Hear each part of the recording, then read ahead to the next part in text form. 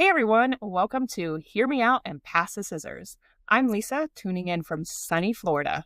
And I'm Nicole, all the way over in the desert heat of Nevada. And yes, we're recording this over video chat. So if you hear the occasional cat, printer jam, dropped adhesive, just roll with it. This is episode 1, and we're kicking it off with a little backstory. Who we are as scrapbookers, how we met, and what made us say, sure, let's start a podcast. Eventually, we want to record these while we're actually scrapbooking, so it feels like you're right there at the table with us, cutting paper, talking about printers, and maybe gluing something upside down. But for now, we're keeping things a little more structured so we can set the stage, and then the mess and laughter can follow. So grab your scissors, your favorite collection, and let's jump in. So our first topic is, who are we as scrapbookers? Okay, so before we get too deep into the chaos, let's start with the basics. Who we are as a scrapbooker, and how did we get pulled into this hobby in the first place? So Nicole, how did you get started with scrapbooking? Oh gosh. I don't even know. I don't even know. I would say I was probably already kind of interested in it just based on some projects I did like senior year of high school. My mother-in-law was already like into creative memories and stuff like that. So I saw some of it through her, but then also I was working at Michael's. So I always saw like the products and stuff.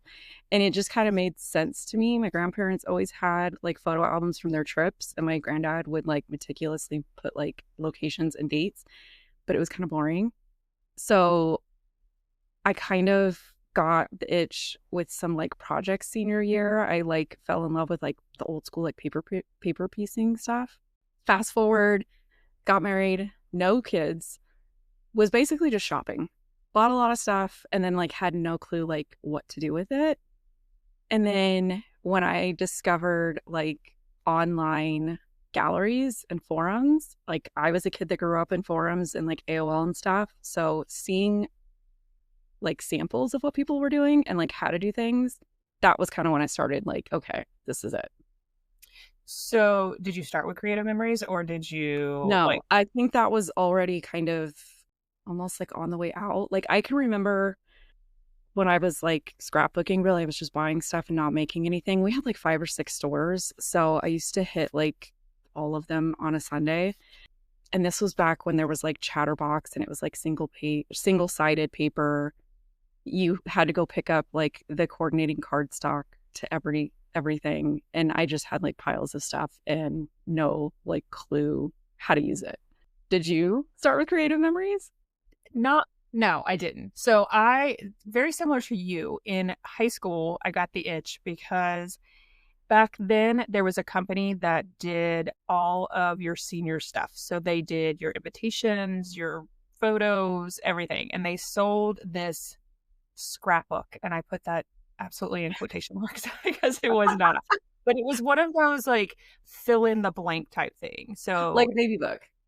yes, for your senior year. So it had information about like how much the gas cost. And I kind of wish I had known about that. yeah, so it was a lot of fun. And I had I wouldn't call her a friend. I had an acquaintance in high school, and she also purchased one, and her mother were very into creative memories, and she made comments about my photos. She was like, I don't know why you cut your photos like that. I have things that can help you cut them and like round your corners and make them pretty. I was like, So you got into it via the petty route.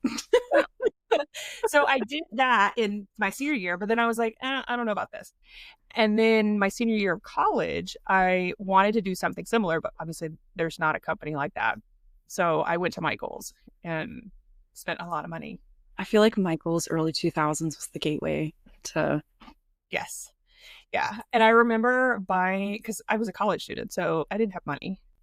I tried to shop the sales and stuff like that. Mm-hmm. But I remember one time I went in and I like splurged and spent $20 on a big pack of paper, like the 180 stacks of paper. Then the slabs. Yes. Then did you then feel guilty and not cut into it because it was $20 of paper? Back then I was using like the entire sheet of paper, and I remember commenting to somebody else who was scrapbooking that I don't understand why people buy like solid color paper, because that's just ugly. Like, why would you not use this entire sheet of beautiful paper that's like so busy. So yeah, I did, but I did use it as background paper. So I did that my senior year, and then it just kind of snowballed from there. But I never got into like creative memories, close my heart. Yeah, I never went to any of like the home parties and stuff like that. I remember there was a girl that I'm still friends with on Facebook who we went to high school together. We were never like super close, but our paths out of high school kind of were similar. And she used to post that she would go to creative memories and it was all about like just getting the photos in there and like kind of writing down the details. But there was never any like, I never saw any like fun stuff. Mm-hmm. So it never really like registered to me. Yeah. I didn't go to creative memories home parties either, but I did attend crops, and a lot of those crops were held by creative memory consultants. And so they would let us borrow their tools, and I would cut a bunch of circles and ovals and use all their punches to like cut a bunch of stuff so that I could have You're it. on a budget. You gotta get it done. Exactly. So from there, what made you start your YouTube channel? Oh, I don't even know how to explain this. Like I have always had this, like I'll see something and it's not always, but a lot of the time I'll see a hobby, something, and I'll be like, I think I can do that. I think I can figure that out.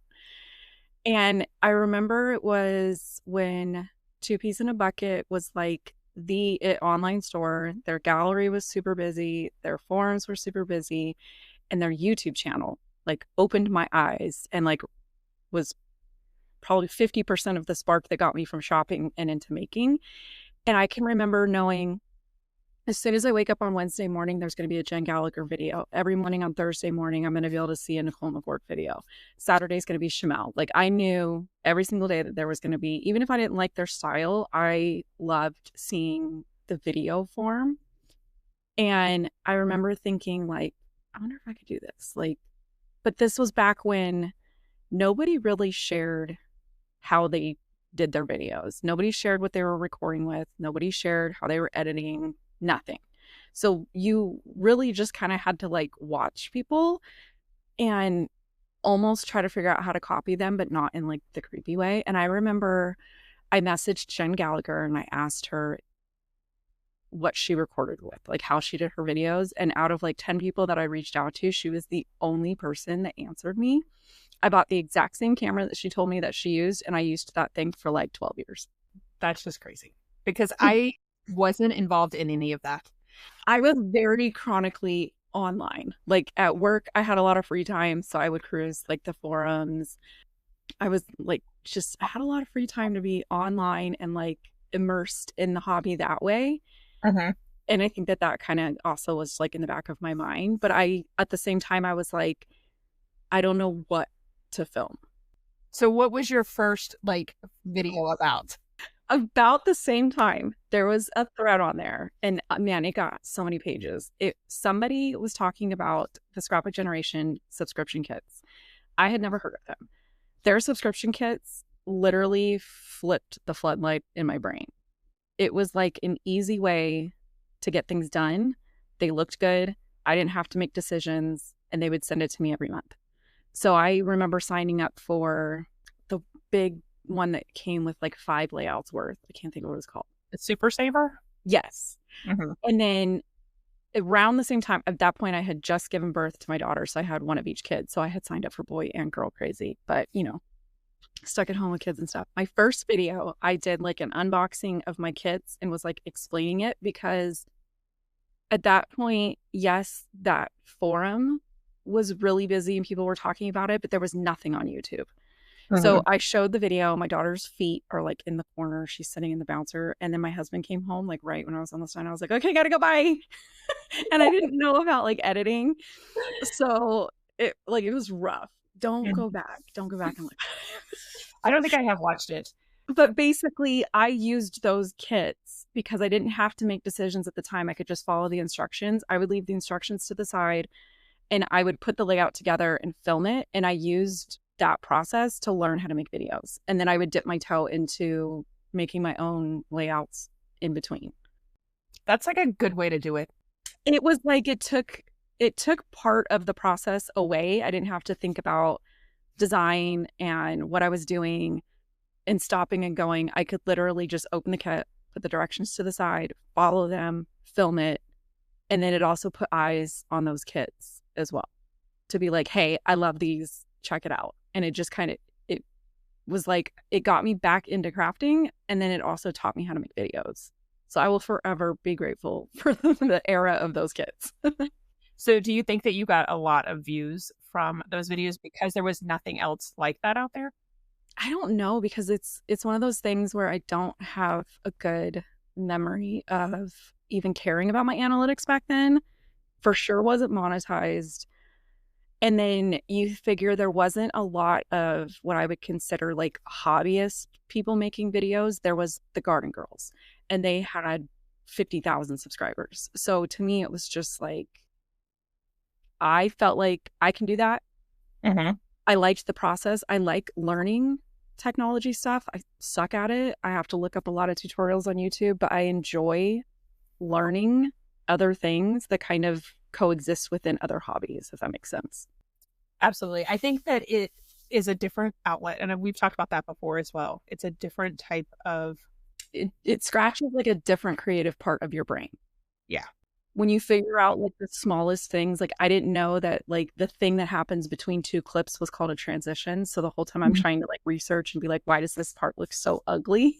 Like, and once you find that like one little answer buried in 15 YouTube videos, you can go research that specific thing and be like, how do I do this?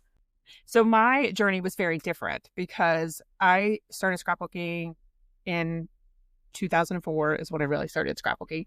And I started working full time right after that. And my job was crazy. I was a full time child protective investigator. So I worked long hours. And the only time that I ever actually had time to scrapbook was at crops.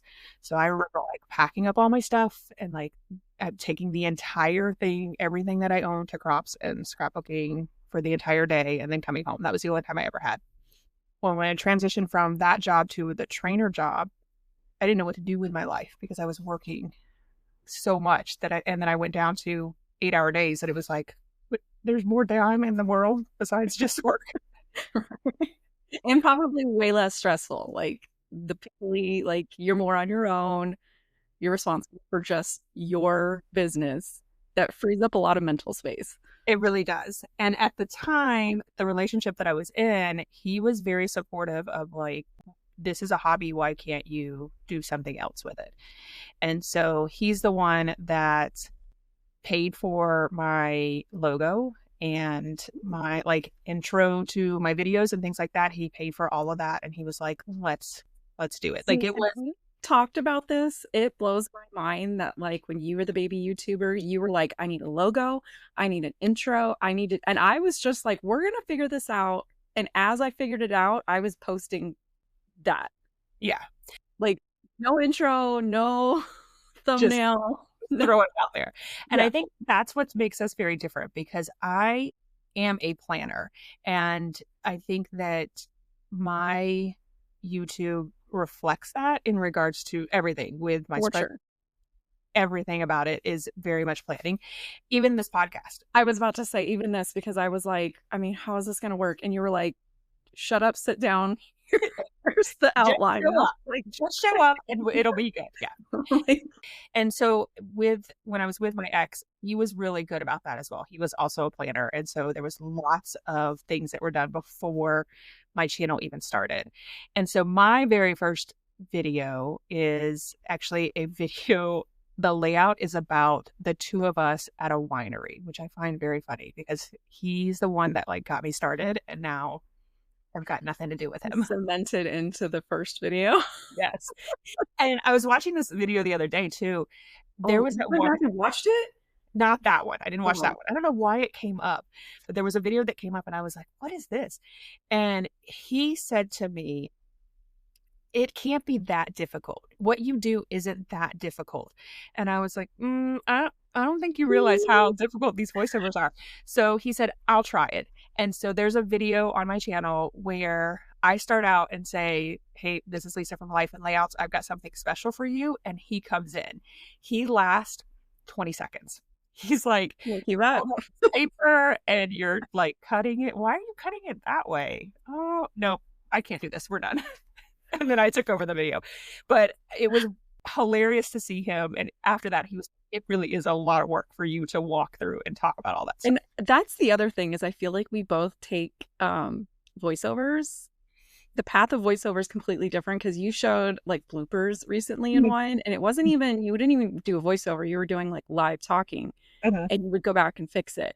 I'm like a one and done. If I can run through that thing in one clip, Uh-huh. that is it. I gave up years ago trying to be like professional and like we're going to discuss like design element. No, I don't know anything about that. I made it, I recorded it. I'm here to just show you what happened between point A and point Z Mhm. and talk about whatever pops up on my brain because I'm bored from watching me cut this paper, but it could also just be I've been doing this for so long Mhm. that it's like move on. I think for me, it's a lot of, I feel like I have brain farts all the time. And in person, when we're talking, people aren't going to notice it. And I think people are forgiving when you're just talking. Because a lot of times, if you're having a conversation, if you forget a word or if you like Mhm. misspeak or something like that, then the person you're speaking to is going to fill in that gap. But when there's dead air and you're staring like, what is that word that I meant to say? I can't put that in a video. I will say if I can't, I've had instances where it's like 4 or 5 starts to the voiceover Uh-huh. and I just keep messing because I'm like I can't get into like anything and I'm like nope, delete it. Nope, delete it. Nope, come back tomorrow. This morning when I was doing a video voiceover, I started it 4 times and finally got the intro right where I misspoke on the name of the collection and then I misspoke on the name of the sketch and I finally got it right and just as I was finishing it, my vacuum decided to empty itself and that thing is loud. But see for me, I misspoke, whatever. Just like now, I just keep going. I'm like, no, I don't have time to come back and cut this out. I don't want to say I don't care, but at the same time, I feel like it's just part of the brand I've established for myself. Of we're just gonna raw dog this, and it's gonna be fine. Don't come to my channel looking for some professionally produced anything. So a question that I've always had is I notice the cuts where I have cut the video and Mhm. I try to do it where it's not so bad, like it's you can't really notice it. But have you ever noticed cuts in my video, my voiceovers?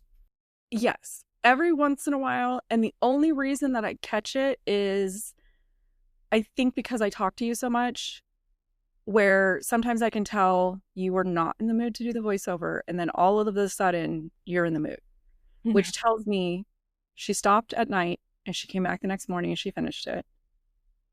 And then there's been times where the audio sounds slightly different, and I'm like, okay, she's either come back with a significant break or she's moved locations. Something's different, but it's not, to me, it's not distracting. So it's never more than one setting. Like I don't ever come back the next day. But I think you were the one that pointed it out or something. I don't remember exactly, but somebody had pointed out that I speak really fast in my videos and I needed to slow down. Yes. I had seen a couple comments. I want to say this was probably like right when you were coming back and we were starting to hook back up. And I was like, girl, please slow down. I speed talk naturally. And it always sounded like you were racing yourself to get to the end of the video. And I was like, slow down because I'm over here backing up trying to be like, what'd she say? What did she do? What is the name of that? I was like, slow down. So I did some research because that's what I do.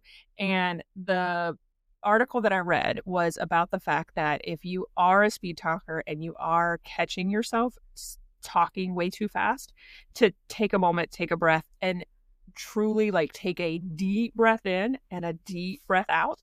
Mhm. And it kind of resets yourself. So that break where I'm You clip almost it. kind of, yeah, talking too Yeah. fast and then I realize it and I take that deep breath and then and I cut that part out and then I slow down and I I so think the there it only is. time I cut is like the cat fell off the window one time and made like a big noise. One time I just like mumble mouthed so bad that I was like cussing myself out. I was like, we got to go back and cut that out. Yeah. It has to be like a sneeze, something like big, but I don't, it's like I stop, I come back, cut it, and then I just run again. Hmm. Yeah. And I have learned myself to talk slower, but I don't do the breath thing. I do where somebody had mentioned if you sort of think about as if you're narrating a book, you Hmm. tend to speak slower. That's a good point. Yeah. We jumped around a little bit, but let's talk about, so like, how did we find each other? I think for me, we were both on the Crafty Maven Getaway about the same time. Hmm. And it was around the time where hops and collabs were like the trendy thing to do. And Hmm. I had I can do that moment. And but I was like, how do I reach out to these people that like I watch and I enjoy and not come off being like creepy stalker?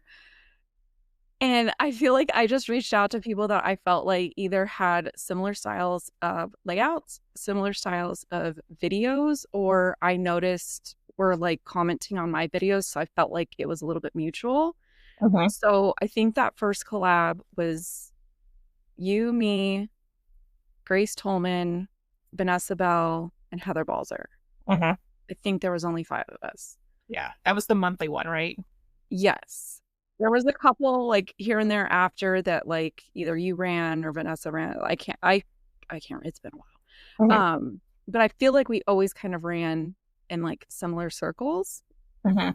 And if you ever messaged me and asked me something, I would be like, yeah, this is how I do it, or this is that. And then I think it was more when you came back from your break and I was like, where have you been?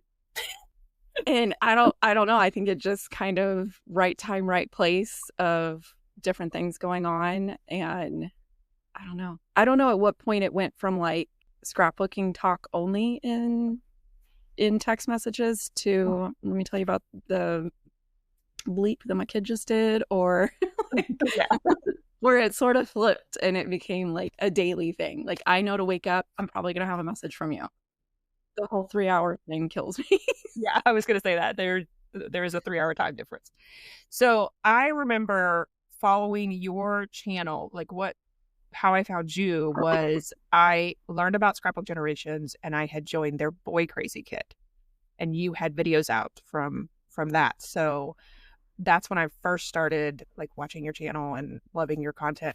And then when you reached out to me for that collab, absolutely fangirled you. Like I was like, oh my God. You told me this the other night and I was like, wait, what? I let a stalker in? It was one of those that I was like, I can't believe she's reaching out to me and asking me to be a part of her. I'm nobody. But for me, as a person who enjoyed your content, you weren't a nobody. I don't know. I feel like everybody that I reached out to, I feel like we were all probably what, 800 subscribers back then. Yeah, I think we were all about the same. But I don't know what it was, because I think I loved your content. I loved your everything about your layouts. And The so part that makes me cringe is knowing that that was like baby Nicole voiceovers. And that was, there's a certain point in my content I don't go back and rewatch. mhm. Even if I need to grab a link, I will mute my computer and be like, no. Yeah. I think mine is, so my very first videos, probably the first couple years, I had the water drop thing. Yeah. I had a different one. And this happened right before I took my break, because that was a free, like royalty free sound. Some rapper used that in their beginning of their video and copyrighted it. Copywrote it. Yeah. Yeah, I got dinged on probably like 3 Clean With Me videos that I used YouTube royalty free music instead of Mhm. doing a chaotic voiceover. And that was why when I did my cleaning videos, I switched to a chaotic voiceover because they kept getting it. They basically said they were going to mute my whole video. And I was like, okay. Like I can't go back and I don't have those files anymore. I can't like take it down. Like what? Okay. I Right. have no course of fixing this. So since then, I don't mess with music because there's no what works today may not work 3 years from now when that video is still live. So I just don't mess with it. Yeah. And so when that happened, that was right before my break, and I was frustrated. Eli had just moved in with me, so I was dealing with all of that stuff. And then my videos started to not be monetized anymore because and I had to ask for permission every single time. And I know that guy probably was pissed off because every single time that it got demonetized, I would send it in and say, absolutely not. I have had, I don't know, 200 videos using this thing before you did. Like, you've got to back off. Right? And so there was lots of frustration happening. And so I took the break. And then when I came back, I was like, I got to find something else because I'm not dealing with that guy anymore. It's just quiet now, right? Yeah, there's no sound. Yeah. So the same reason. I was just like, I don't want to have to run into this again. So, and I started my channel because at that time, there was no double page layout girls. Like, there were people who occasionally did double pages, but no one. I was trying to think. There wasn't anybody like specific that only did 2 pages on Garden Girls. Some of them would dabble. Mm-hmm. And so I thought that that's the hook that I could bring people in. So yeah, so I fangirled you, and then So with weird. that, I know, right? With that collab, and then we it was back then 2020 happened, and we did a lot of crops, Zoom crops, and things like that. But I agree. I think it was after my break is when it whatever shifted. Yeah, because I think you were reaching out because at that point it had been like a year and a half, and you were like, "Hey, is this still like the MO for this? Like, what's going on with?" And I was like, "Yeah, come back. Yeah, it's hard in these streets by myself. Come back." All right, which transitions well to our next topic, which is why do we think we connect with people, and what do we do that is different than other people, whether it's like big content creators or other smaller content creators? Like, what makes our channel different? I don't even know. You go. Okay. I already know yours. Like, I feel like when I recommend channels to people, they fall in these like mental categories, and you're always, I'm like, if you want double pages, if you want what I consider teaching content, I would say organized and professional, like, because you think about your voiceovers before you record. I'm over here just like, where's my microphone? We got to go. I am usually shocked if you do a single, because I feel like you said, you've established yourself as like a 2-page person. And then I would say page maps heavy. You like a good like wallpaper of paper, like the big pieces of paper. Yes. And flip-flops. Yes. Lots and lots of photos, and flip-flops really do it for me. Yeah. Yes, I think that describes my channel very well. And I do feel like the double page thing really brings out a lot of people. And I have a ton of photos on my layouts, whether they're flip-flops or now with my new Canva templates. I feel like I think you're also hitting like the Disney stuff, the travel, the Disney. Yeah, because I feel like my Disney content too is not traditional Disney content. No, it doesn't come across like vacation, but I think it's also because it's not vacation for you. That's like a common outing for you guys. And then you get like all into like the lore and the history and stuff. So like, I always know I'm going to come out learning something. Like when you flipped over the pages of the Muppet one, I was like, look, I was like, girl. 2 full pages. Yes. That one was, like, wow. Yeah. And that was the second layout that I had done for an attraction that had closed. And I didn't do like all that detail for Splash Mountain when it closed. Yeah. I feel like you came back at that time. Yes. Yeah. No? That was when right after I came back, I did this. And that was also my first hybrid layout, which that's one of those videos too that I don't know that I would go back and watch, because that log flume was huge. Because you didn't recycle anything. Here's the thing. I will forever take credit for pushing you down the hybrid path. And then when you were talking about Kelly Bell, you were like, oh, I don't know. I was like, girl, yes, do it. This is a perfect scenario. And you're like, I don't know. I don't want to be on a team. Do it. I don't care. Shut up. Do it. Yes, you are definitely one that pushes me out of my comfort zone a lot in a good way. Yes. Okay, hopefully, because otherwise Yeah. Sometimes I'm like, I don't want to do this, but I'm gonna do it. I think that's why I started. To me, it was more gentle to be like, hear me out. Let me tell you, let me tell you what I see in my brain, and you can go from there. Yeah. Like today, I watched your video today, and I was like, she just did tone on tone embellishing. I'm Mhm. so proud. Like And you gave me the idea. I don't know what it normally you're like, no, it has to be one red, one yellow, one blue, one green. Like, and I'm like, no, just hear me out. Put yeah. them together. I think it was that layout that you had done where it was the weird shaped pieces and there were three colors and you did a bunch of tone on tone. Oh yes, the Yeah. wedge, the sunny days from Simple Stories. That was Yes. like a random, just no sketch. And it was because I was just so confused by that collection. I Mhm. don't tend to like vintages type stuff. I Mhm. think it's designed really well, but at that moment I was like, I don't know what to do, so I'm just gonna cherry pick specific colors.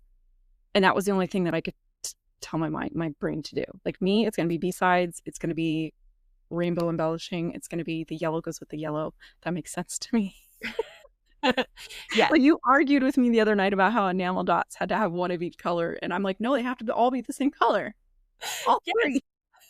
Because I think it was a video, a short maybe that I had saw where first of all, she had to, and I know she's a design team member, so they're trying to use like all the products and stuff. Mhm. But I want to say on a single page layout, she used like half the sheet of enamel dots, which I'm like, that's a lot of enamel dots on a layout. Sometimes it's necessary though. Sometimes it's like you just can't stop. Like it's like tiny stars. You're just Yeah. like, I can fit two more over here. Yes. So I think for your channel, there is the tone on tone, which you do so well, the tiny hearts and tiny stars, the journaling strip. Like you have a lot of ideas that you have come up with that just work really well for you and it's can be used in lots of different I things. think my favorite is Dickers. I just love saying it. Like, And it goes both ways as well. I do push you out of your comfort zone as well because how long did I tell you that you had to do a Dicker video before you finally oh, I know. You're still pushing me on the printer video because it does make answering people's questions a lot easier. yeah. But like one of my favorite things is seeing like Dickers in the wild. Somebody will send me like a layout and I'm like, "Are those Dickers?" And they're like, yeah. I'm like, I love it. I'm proud. I Yeah. hope you enjoyed the process. I hope you didn't pull your hair out. Because I feel like the first time you did it, you were like, this is so stupid. Like what like and I was like, just keep going. Yeah. Just keep going, I promise. And I do agree with you that it is different than your silhouette because I, Yes. I it's the feel like it's the embossed edges just make it look a little cleaner. It looks a little less like chewed up. I mean, that could just be my machine though too. That and I like repetition stuff. So that's why I like stitching. That's why I like stacking die cuts. I like doing the same thing over and over again because while I'm doing that, I'm thinking about other things and then I end up with post-it notes of random sketches and I'll finally solve a problem to something that I couldn't figure out the night before.